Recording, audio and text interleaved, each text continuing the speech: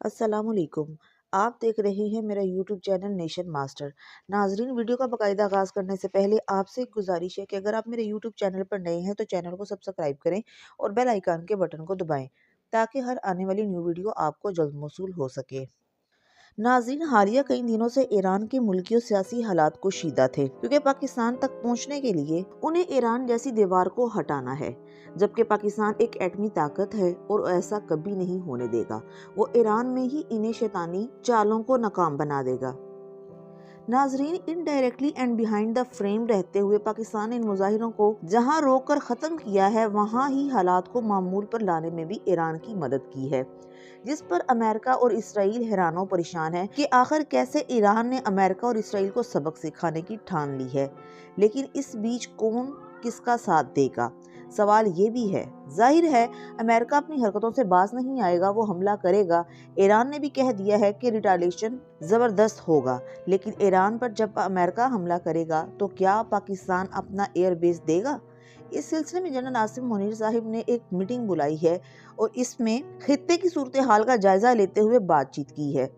Iran पर अगर अमरीकी हमला हुआ तो इस खित्ते के ऊपर क्या असरात मुरतब होंगे, ये एक बहुत अहम सवाल है, क्योंकि पाकिस्तान का next neighbour Islamic brother country Iran ही है। एक तो हमसाया मुल्क होने के नाते से और दूसरा इस्लामी मुल्क होने के नाते से पाकिस्तान पर अमरीकी हमले के क्या असरात मुरतब होंगे। यानी कि पूरा खित्ता एक ऐसी सूरत हाल इख्तियार कर जाएगा जिसमें हमें अफरा तफरी नज़र आएगी। बेशतर इस्लामी ममालिक इस हमले की मजम्मत कर रहे हैं।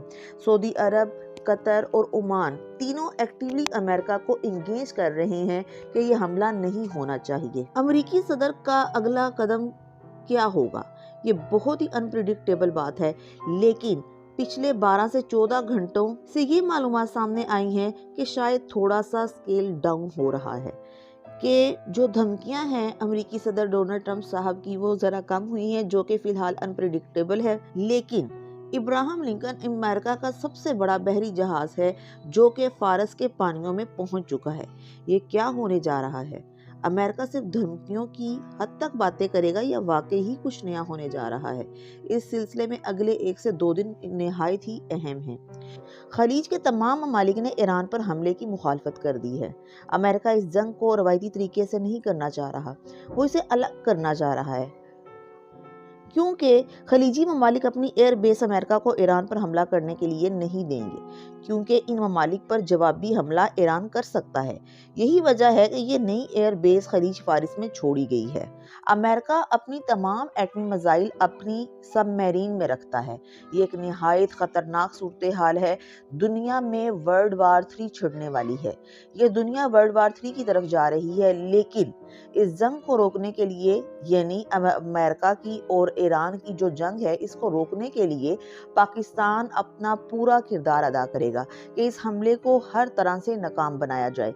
क्योंकि अगर ये हमला खुदा न खास्ता कामयाब हो जाता है तो पाकिस्तान हाई रिस्क पर आ जाएगा, क्योंकि ये सारा ड्रामा पाकिस्तान को मिटाने के लिए ही किया जा रहा है, जबकि वो ये भूल रहे हैं कि जिन्नात का वार बहुत तगड़ा होगा, जिससे उसके दांत ऐसे खट्टे होंगे कि उसकी सुपर पावर भस्म हो जाएगी और एक नई सुपर पावर दुनिया देखेगी पाकिस्तान की सूरत में, इंशाल्लाह।